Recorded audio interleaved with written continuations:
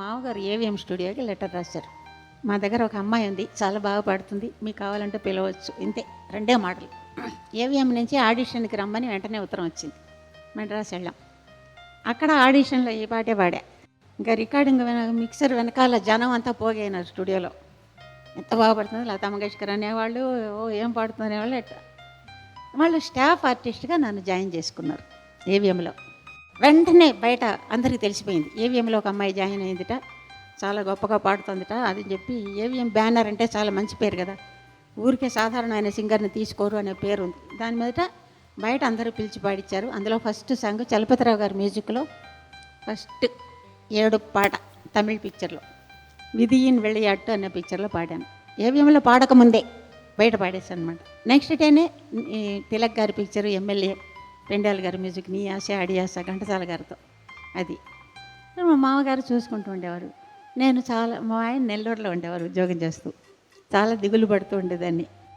అంటే ఆయన గమనించారు మా మామగారు, ఏంటి రాముని పిలవమంటావా అని అడిగారు. అంటే మాట్లాడకుండా ఊరుకున్నా, తనకు అర్థమైపోయింది. పిలిచారు. అప్పటికే కొద్ది రోజులు అయిందా మా ఆయన బాగా గడ్డం పెంచుకుని పిచ్చాడల్లే అయిపోయినాడు. అప్పటికి తను కూడా నా మీద లవ్వు. అట్టా మేము ఒకళ్ళ మీద ఒకళ్ళు లవ్వు ఏర్పరచుకున్నాం అనమాట. మా ఆయనకి పెళ్లి చూపులు మా మామగారితోనే వెళ్ళి ఎన్నో చూసా, అయినా కూడా మాకు లవ్వు.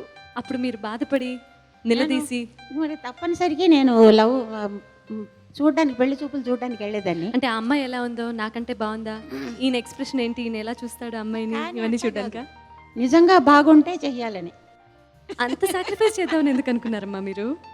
అప్పుడు మీరు ప్రేమించిన వ్యక్తిని మా వాయలపాడి నుంచి మా అత్తగారి బ్రదర్ ఒక ఆయన వచ్చారు. వచ్చి ఉయ్యాల్లో పిల్లని పెట్టుకుని ఊరంతా వెతికినట్టుంది సంగతి. ఇంట్లో పిల్లని పెట్టుకుని మీరు పిల్లని వెతకటం ఏమిటి అని చెప్పి ఆయన పెటకారం పెట్టి వెళ్ళారు. దాంతో కూడా ఇంకా మా లవ్ పెరిగిపోయింది. ఒక్క పర్లాంగు, పర్లాంగులో సిగరెట్ బంక్ ఉంటే మా ఆయన సిగరెట్ కొనుక్కోవడానికి వెళ్తే నేను వెళ్ళనిచ్చేదాన్ని కాదు. నన్ను వదిలిపెట్టి ఒక్క క్షణం కూడా వెళ్ళడానికి వీల్లేదు. అంత అంత అంత మరీ లవ్ అనమాట. తను వెళ్ళలేడు, ఇప్పుడే వస్తాను బయలుదేరి మళ్ళీ వెనక్కి వచ్చేవాడు. తర్వాత మాకు పెళ్ళి అయిపోయింది తిరుపతిలో. 2 ఏళ్ళు మా అబ్బాయికి వచ్చిన తర్వాత ఆస్మా. తను చాలా ఫీల్ అయ్యేవాడు, అసలు మానిపించాలనుకునేవాడు పాడటం, కానీ ఎప్పుడో మానిపించి ఉండేవాడిని. భగవంతుడు ఎక్స్ట్రాడినరీ టాలెంట్ నీకు ఇచ్చాడు, అది వేస్ట్ చెయ్యకూడదు అని నేను పాడిస్తున్నాను, నీకు ద్రోహం చేసినట్టు అవుతుందని పాడిస్తున్నాను అని చెప్పేవాడు అనమాట. తను ఉన్ననాళ్ళు నాకు నిజంగా వెన్నెలే. అంటే ఇప్పుడు మా అబ్బాయి ఉన్నా కూడా నాకు వెన్నెలే కాదని చెప్పలే, వాడు ఫీల్ అవ్వకూడదు.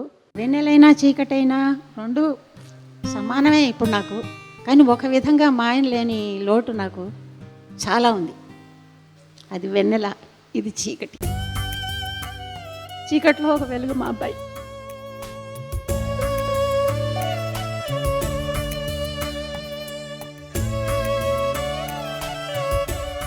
ఇవన్నీ మాట్లాడితే ఫీలింగ్ వస్తుంది.